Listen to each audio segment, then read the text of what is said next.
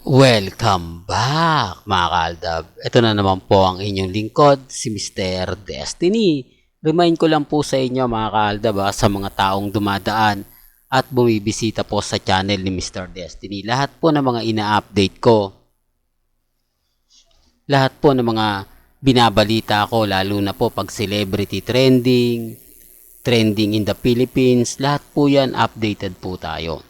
Huwag po kayong maniniwala sa mga sinasabi ng iba, pinapaliwanag po ng iba. Ang sa akin lang naman po mga kaaldab, update lang yung binibigay ko. Katulad nga po nito, pinopost nila ito para kung ngari may manood, para kung ngari na andyan si Mengay o Antabayanan. Sabi ko nga po sa inyo, ito yung nakakairita, nakakainis, lalo na nga po pagdating sa social media. Ito kasi mga kaaldab yung lagi kong pinapaliwanag, lagi ko pong sinasabi. Depende na lang po ito sa mga taong magkokomento, sa mga taong nagsasabi ng ganito, nagsasabi ng ganyan. Di po ba?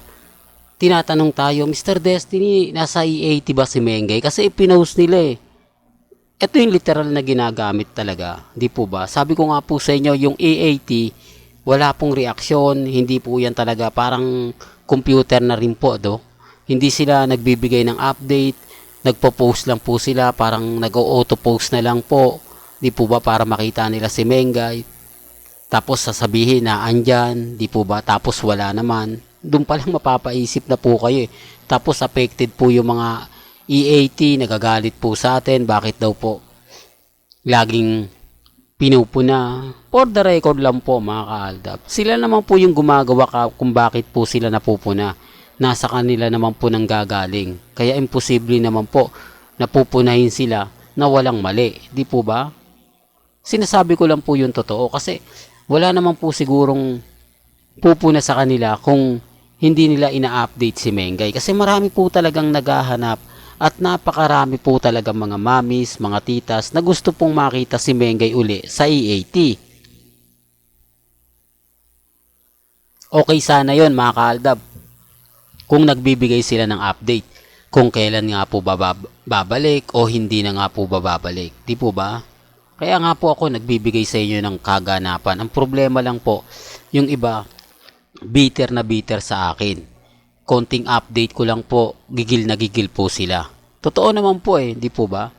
Pero bago natin ituloy at ipagpatuloy itong update natin mga kaaldab, kung bago ka lang sa channel na to, at isa kang true-blooded Aldab Nation na nagmamahal kina Mengay at Isoy, tama po ang channel na pinuntahan mo kaya consider na po kitang bagong subscriber. At huwag mong kalimutang i-share ang mga video po natin sa mga mami, sa mga titas at sa mga senior.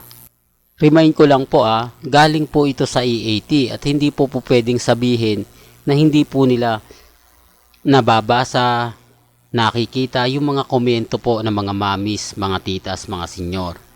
Gaya nga po ng sinabi natin mga kaaldab, yung performance po na pinapakita nila Atasha Mulak, Karen, Raisa, kulang po talaga.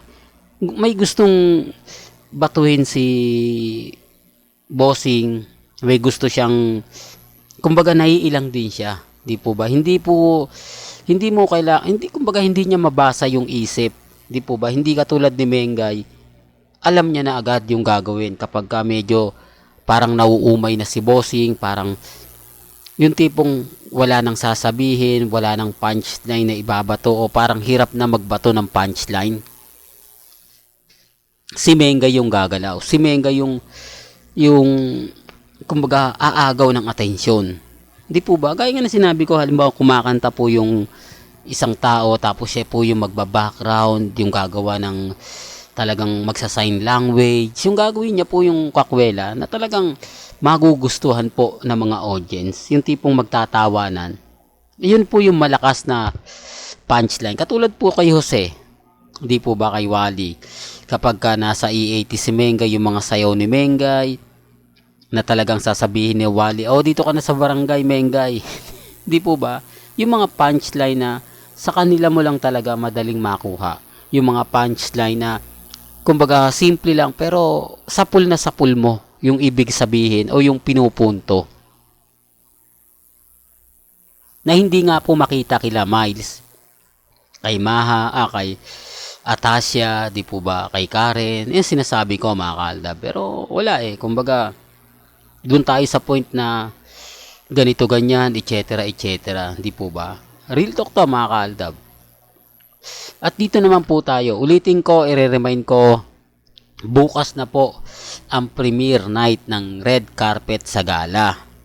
Para lang klaro, para lang po alam po ninyo. Sabi ko nga po sa inyo, baka may mag-react dito. Oh nako, ang kulit-kulit mo naman Mr. Destiny, lagi kang paalala. Kumbaga, sabi ko nga po, mga mamis, mga titas yan di po ba? Baka makakalimutin at least yung paalala maganda na rin pong halimbawa. Di po ba? Para malaman nila na, oo nga pala, no, munti ko na makakalimutan, bukas na nga po pala. Di po ba? Dito, magkakaalaman. Alam niyo kung bakit ko po ito sinasabi? Kasi marami po kasing komento ang mga fans ni Kat at yung Alden Fanatics para matapos na, no, para malaman na kung sino nga po talaga yung totoong nagbuhat, yung totoong kumbaga malakas, di po ba? Kasi kung pagbabasihan lang po natin yung TikTok, yung mga palabas, talagang naglalaban-laban po, di po ba? Tapos may teaser na naman na inilabas nga po si Alden at si Julia na talagang pinagpepiestahan. Siyempre, hindi naman papayag yung cut nails dyan, di po ba? Kaya nga po kita nyo, kahit anong sabihin nila, nagla-live na lang po tayo. Kumbaga, nagbibigay na lang po ako ng update para sa mga mami, sa mga gustong pumunta, di po ba? Yan ang kagandahan nyo po sa channel ni Mr. Destiny. Kumbaga, nagbibigay tayo ng mga paalala, nagbibigay tayo ng update sa mga gustong makita si Alden, sa gustong makita si Julia Montes, di po ba? Sinasabi ko lang po ito para updated po kayo. Alam nyo naman po, dito sa channel ni Mr. Destiny, talaga namang 101%, di po ba? Kaya dun sa mag-aabang bukas o manonood bukas, good luck na lang po sa inyo. Siyempre mga kaaldab, yung issue na buntis, di po ba, wala na po tayong magagawa dyan kasi pinapakalat po talaga nila yan Hindi naman pwede natin sabihin na ganito ganyan, magiging bitter lang po ako. Lalo na nga po kapag sinasabi kong hindi si Mengay yan. Clone lang po talaga ni Mengay yan. Nandito siya sa Pilipinas, wala po siya sa US. Ang dami ng etc. etc. Di po ba? Hindi ka kasi marunong tumingin, Mr. Destiny. Bulag ka sa katotohanan. Keso si Mengay yan, medyo iba lang talaga yung ganap sa ibang bansa. Kung ikukumpara sa Pilipinas, malaki talaga pagkakaiba. Siyempre kapag isang linggo ka lang, tapos kain ka ng kain, ganyan talaga yung magiging.